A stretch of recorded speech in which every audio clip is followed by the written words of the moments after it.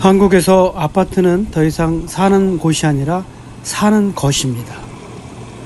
이게 한국 부동산을 자산시장처럼 움직이게 만든 핵심 구조입니다. 왜 아파트가 단순한 주거 공간이 아니라 투자 수단이 되었을까요? 이것은 한국 부동산의 본질을 꿰뚫는 질문이기도 하고 대답이기도 합니다. 저는 그 이유를 세 가지로 나눠봤는데요. 첫째로는 심리적 요인입니다. 불안한 미래엔 부동산이라는 것이고, 두 번째 요인은 정책적 요인입니다. 집은 공급보다 정치였습니다.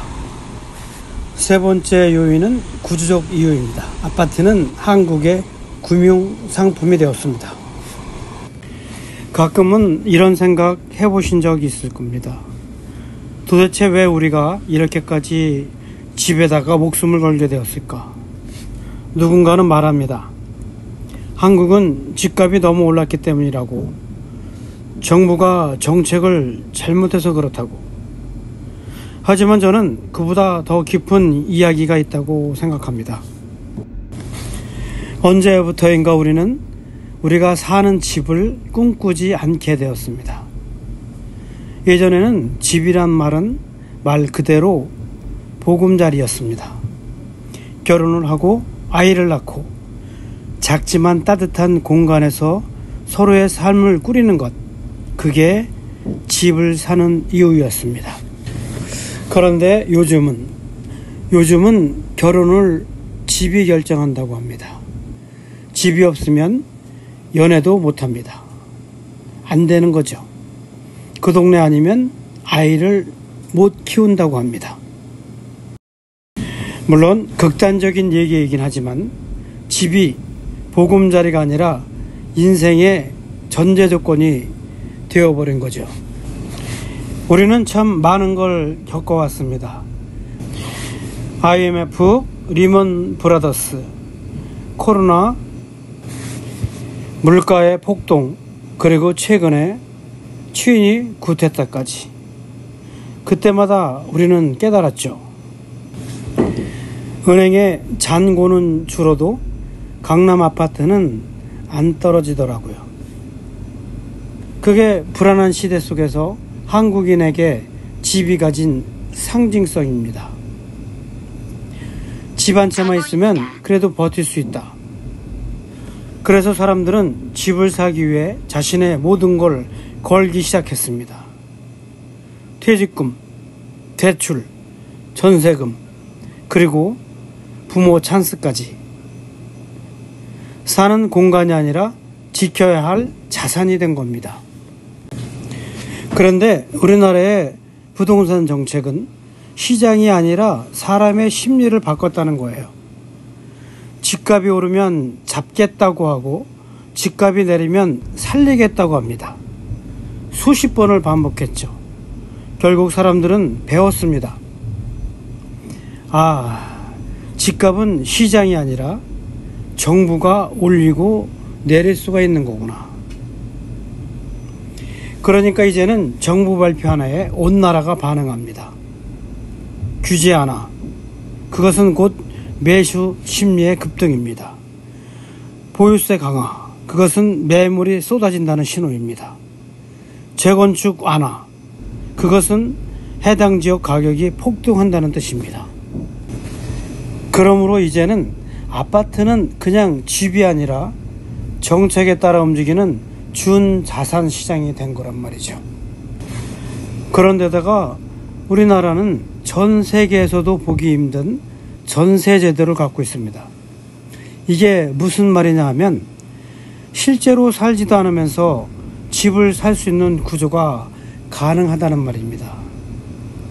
3억짜리 전세 끼고 2억만 있어도 5억짜리 집을 살 수 있는 나라입니다. 이것이 바로 갭 투자였었고 영끌의 시대를 맞이하게 했습니다. 부동산은 본격적인 레버리지 투자 상품으로 자리 잡게 된 것이죠. 이렇게 우리는 집을 잃었습니다. 물리적으로는 살아가고 있지만 정서적으로는 점점 멀어지고 있습니다.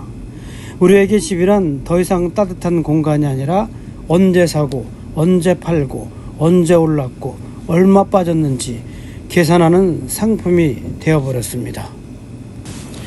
마음속으로는 안타깝지만 이 현실에서 우리가 벗어날 수는 없습니다. 어쨌든 이제는 집은 사는 곳이 아니라 사놓는 것이 됐습니다. 이 말이 유행이 된 건 단순한 유머가 아닙니다. 그것은 우리 사회가 집에 대해 갖고 있는 총체적인 불신을 드러내는 말입니다. 그리고 지금 우리는 이 구조 안에서 얼마나 자유로운가요? 그게 우리가 진짜 고민해봐야 할 질문입니다. 이제 우리 주변에 흔히 있는 얘기들을 해보려고 합니다. 9년 전쯤 제 친구가 서울 외곽에 있는 구축 아파트를 하나 샀습니다. 낡은 아파트죠. 전세 끼고 겨우겨우 마련한 지하철역에서 버스 타고 또 10분은 들어가야 하는 그런 집이었습니다. 그때 저는 속으로 살짝 비웃었어요. 야, 네가 거기까지 가서 집을 사냐? 그냥 전세 살면서 좀 더 모아봐라. 그랬던 친구가 5년 뒤에 어떻게 된지 여러분도 아실 겁니다. 그 집값이 2배 이상 올랐습니다. 근데 더 충격적인 것은 그 친구가 그 집을 팔고 서울 핵심지에 전세를 들어갔다는 겁니다.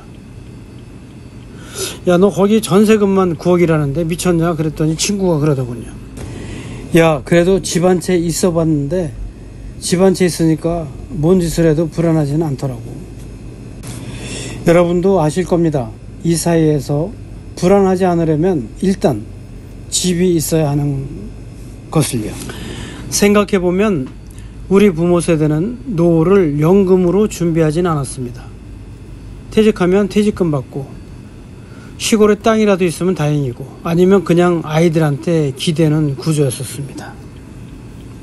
그런데 우리는 국민연금은 고갈된다고 하고 회사는 50대 초반이면 눈치를 주고 물가는 계속 오르고 애들 교육비는 장난 아니고 그 와중에 전셋값은 폭등합니다.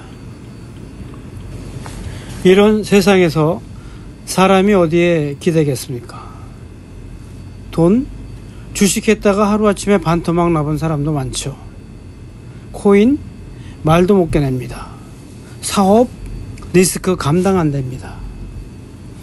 결국 남는 것은 그래도 집은 팔면 현금이 나오고 가격도 안 떨어지더라. 그 믿음이에요. 제가 실제로 아는 한 40대 여성분 얘기를 해드리겠습니다. 이분은 강동구에 8억짜리 아파트를 전세 끼고 샀습니다. 영끌이었죠.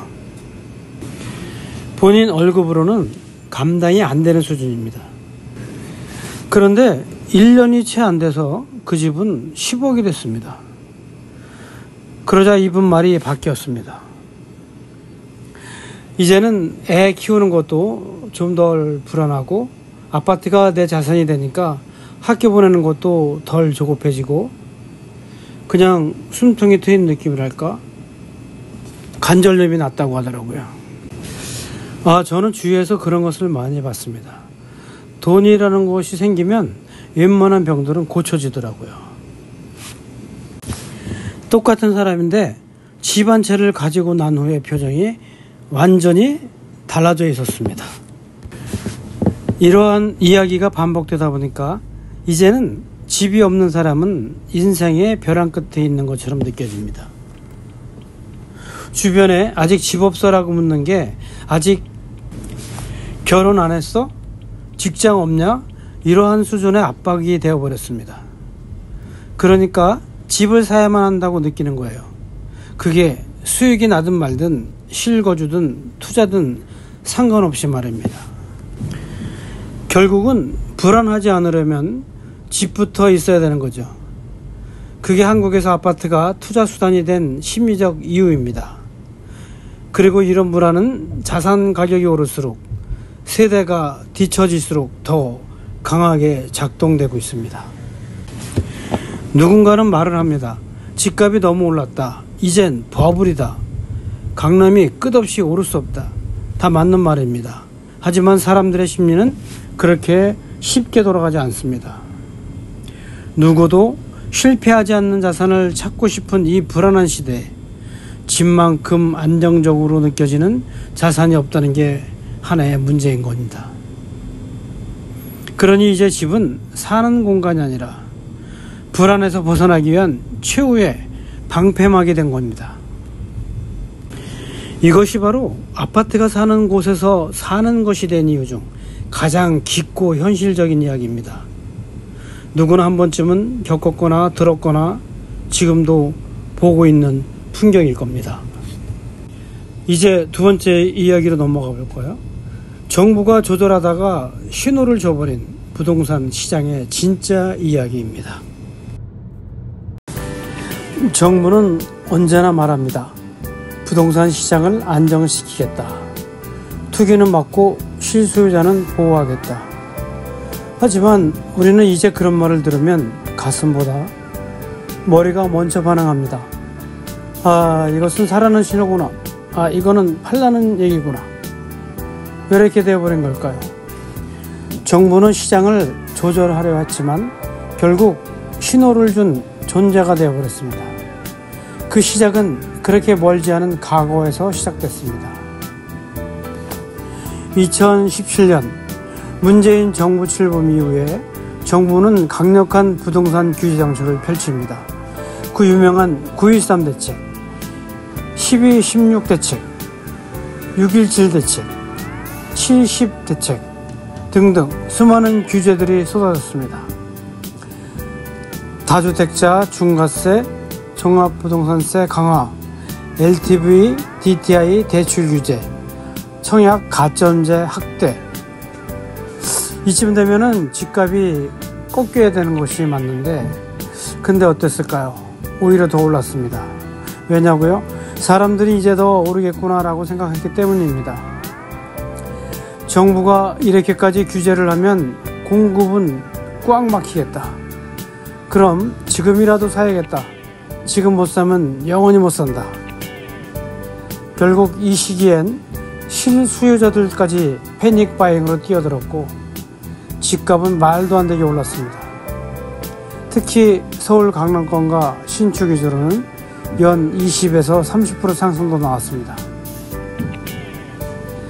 2020년엔 임대차 3법이 도입됩니다. 계약갱신 청구권, 전월세 상한제, 전월세 신고제. 취지는 이거였습니다. 세입자를 보호하고 전셋값 급등을 막는다. 근데 시장 반응은 정반대였습니다. 전세 물량은 잠겨버리고 집주인들은 미리 올릴 수밖에 없었고 전셋값은 폭등하면서 매매시장으로 수요가 옮겨갔습니다. 아, 이럴 거면 그냥 집을 사버리자. 전세도 못 구하겠다. 결과적으로 전세가 뛰니까 매매가가 또 따라 뛰었고 정부는 세입자 보호를 잊혔지만 시장에서는 이걸 지금이라도 매수하라는 신호로 해석한 겁니다. 2022년에 미국발 금리 인상으로 한국도 기준금리가 3.5%까지 오르며 이자 부담이 엄청나게 커졌습니다. 그때 모두 이렇게 얘기했습니다. 이제 집값 폭락이다 했지만 강남, 마용성, 신축 위주로는 그렇게 쉽게 무너지지 않았습니다. 왜냐고요? 정부가 이제는 규제를 풀고 있다. 재건축 안전진단 완화됐어. 생애 최초 대출도 늘렸고 양도세도 완화됐잖아. 이런 정책 하나하나가 금리를 누르지는 못해도 심리를 버텨내게 만든 겁니다. 지금은 싸게 사는 기회다. 이거 다시 오를 거다. 정부가 풀어주겠다는 건 이제 반등 신호다. 결국에는 강남의 고가 아파트들은 다시 반등했고 수도권 핵심지부터 거래량이 살아났습니다. 그래서 정부 정책은 조절이 아니라 신호를 보냈다고 하는 겁니다. 이제 대부분의 사람들은 정부가 뭐라고 발표했는지보다 왜 이 시점에 이 정책을 냈는지를 분석하게 됐습니다. 아마 여러분도 똑같이 생각을 했을 겁니다. 대출을 조인다는 건 지금 고점이란 뜻이다. 규제를 푼다는 건 지금부터 사도 괜찮다는 뜻이다. 재건축을 풀면 강남은 다시 뛰게 된다. 정부가 내놓는 건 정책이지만 사람들이 받아들이는 것은 매수 타이밍 신호입니다. 결국은 정부는 시장을 조절하려 했지만 그 시도들이 반복되면서 사람들 눈엔 오히려 타이밍 신호등처럼 보이게 됐습니다. 이것이 바로 정부가 시장을 조절하다가 결국에는 심리를 만든 존재가 된 이유입니다. 이제 부동산 시장은 경제 지표보다도 금리보다도 정책 발표에 더 민감하게 움직입니다. 그것은 단순한 시장 반응이 아니라 이 사회가 집에 얼마나 절박하게 반응하는지를 보여주는 감정의 민낯이라고 볼 수 있습니다. 여러분들은 아실 겁니다. 한국 아파트는 처음부터 구조 자체가 투자판이었습니다. 2020년 여름이었습니다. 제 후배 하나가 연락을 했습니다. 형, 나 집 하나 샀어요. 그래서 저는 축하를 해줬습니다. 야, 요즘 집값 오르는데 잘했네. 어디 샀는데? 후배가 말했습니다. 아니요, 저 사는 데는 아니고요. 인천인데 전세 끼고 하나 갭으로 샀어요. 송도입니다. 제 돈은 3천만 원밖에 안 들어갔어요. 순간 전 머리가 띵했습니다. 잠깐만, 너는 집을 산 게 아니라 집을 하나 보유한 게 된 거잖아? 이런 얘기들은 주변에 흔한 얘기입니다. 아마도 여러분들 곁에는 똑같은 얘기들을 하나씩은 다 가지고 있을 겁니다. 집을 샀는데 집을 산 사람은 그 집에 살지를 않습니다. 그 집에 누군가가 들어가서 살긴 사는데 월세를 안 냅니다. 심지어 내가 그 집을 샀는데 내 돈이 들어간 돈도 거의 없어요. 이걸 가능하게 만든 것은 바로 한국만의 기묘한 구조, 전세 제도였습니다. 다시 말하면 전세 제도는 갭 투자를 가능하게 만든 판이라고 볼 수 있어요. 미국 사람들한테 한번 설명해 보세요. 전세라는 것을. 집을 빌릴 때 보증금 수억 원을 집주인한테 맡기고 그 돈은 집주인이 마음대로 쓰고 계약이 끝나면 그대로 돌려주면 됩니다.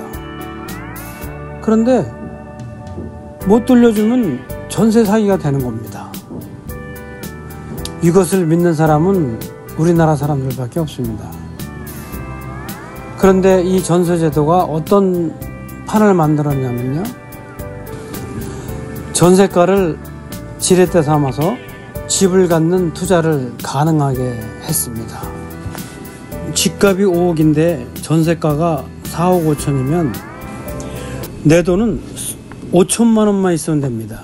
이것은 우리나라에 상식이 되어 있습니다. 그 5천만 원으로 그 사람은 5억짜리 자산의 주인이 됩니다. 그리고 1년 뒤에 그 집값은 6억 혹은 7억이 됩니다. 5천만 원 넣고 1억 벌었어요. 수익률 200%. 이게 가능한 구조입니다. 그래서 갭 투자는 사람들이 투자라고 부르지만 사실은 구조 자체가 만든 기회형 게임이었습니다. 내가 그 집에 살지 않아도 되고 전세금을 내 돈처럼 써서 가격이 오르기만 기다리는 구조. 거기에다가 양도세, 비과세, 대출 계좌도 약했을 땐 이것으로 한 사람이 2채, 3채, 심지어 10채까지도 갖게 됐습니다. 대출과 전세가 만들어낸 투기판이었습니다. 2021년부터 2022년 전세가율이 80%를 넘기던 시절에 갭 투자는 마치 기회의 땅처럼 여겨졌습니다. 너도 나도 뛰어들었습니다. 그때 안 뛰어들면 바보인 거죠. 지금 안 사면 영원히 못 산다. 어차피 전세는 돌려받는 돈이고 집값은 오르니까. 그런데 2023년이 되면서 금리가 오르고 전세 수요가 줄고 전세가가 급락하면서 어떤 일이 벌어졌죠? 전세 보증금을 못 돌려줘서 역전세난, 대출 이자도 감당 안 되면서 월세 전환, 갭 투자들을 줄줄이 경매로 넘어갔어요. 이건 단순한 실수도 불운도 아니었습니다. 애초에 구조 자체가 비정상이었습니다. 우리 사회는 집을 사는 것보다 집을 보유하는 것에 보상을 주는 시스템을 만들어 왔습니다. 자기가 살지도 않으면서 집을 사는 것도 가능하고 실거주자보다 다주택자가 세제 혜택이 더 많던 시절도 있었습니다. 임대사업자로 등록하면 세금도 깎아줍니다. 그마저도 5년간 팔지 않으면 양도세 면제 같은 혜택까지 줍니다. 즉 구조가 이미 말해주고 있었습니다. 살 집이 아니라 가질 집을 사라. 사는 공간이 아니라 사두는 자산이다. 가격만 오르면 그게 곧 내 능력이다. 이 신호를 사람들은 정확히 읽어냈고 결국은 그 신호대로 움직였던 겁니다. 한국 아파트는 이미 구조적으로 투기판이었습니다. 그것도 소액으로 진입 가능하고 대출과 전세금으로 레버리지를 땡기고 수익률은 주식보다 높고 세금은 느슨하고 실물 자산이라 불안감도 덜하고 이 정도면 투기를 안 하는 게 이상한 구조였던 거죠. 이 나라에서는 집을 가진 사람과 그렇지 않은 사람의 차이는 단순한 소득 차이가 아닙니다. 구조 안에 일찍 들어갔느냐 뒤늦게 들어갔느냐의 차이였습니다. 여러분들은 지금 투기판은 끝났다고 생각하나요? 아직도 투기판은 끝나지 않았습니다. 지금까지 모두가 알고 있는, 누구나 알고 있는 얘기를 했습니다. 이제 새로운 정부가 주식시대를 천명했습니다. 그렇다고 부동산이 가만히 있을까요? 부동산은 지역적이고 개별적이기 때문에 군데에서 가격에 폭발이 일어날 것이라고 저는 생각합니다. 다음 편을 기대해 주십시오. 감사합니다.